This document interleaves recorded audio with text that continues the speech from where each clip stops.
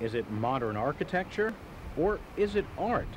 Actually, it's art and a clock. And since the whole is bigger than the sum of its parts, it's more than just time-telling artwork. It's Metronome.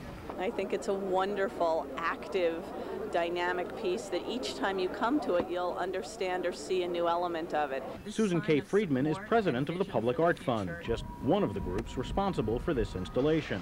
It really began with the related companies, developers of this new building. I think there's more of a responsibility as a developer in doing something that people can, in these type of sites, can view for throughout history. And as a developer, I think you look for these type of opportunities, and it's a real privilege to have that. What's key about this Union Square site is that it sits at the base of Park Avenue.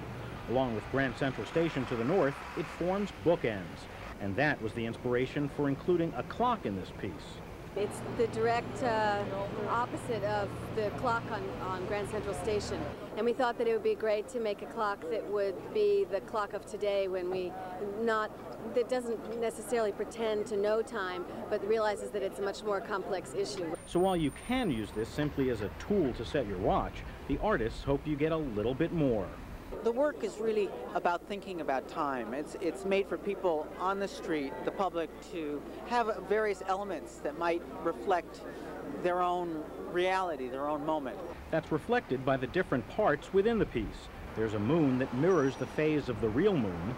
There's the rock representing the bedrock underneath Manhattan. There's the undulating wall. There's also steam, which the artists call completely ephemeral. And obviously, there are the numbers on the timepiece itself.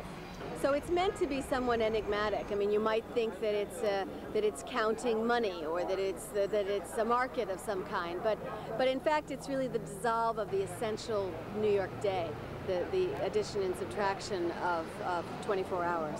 And sure enough, we found someone who had that exact thought. Well, I don't know. It's probably numbers symbolizing that the gross or income, money problem situations. And that hand, where did that hand come from? Well, it came from George back here. The hand on Metronome is a larger version of the hand on George Washington's statue directly across in Union Square Park, another bookend of sorts. Our greatest wish for the work is that people will actually stop and wonder about the intangibility of time, wonder about the energy of the city, and pause for a minute. And if they do, it could become the most relaxing spot in New York. In Union Square, Paul Messina, New York 1.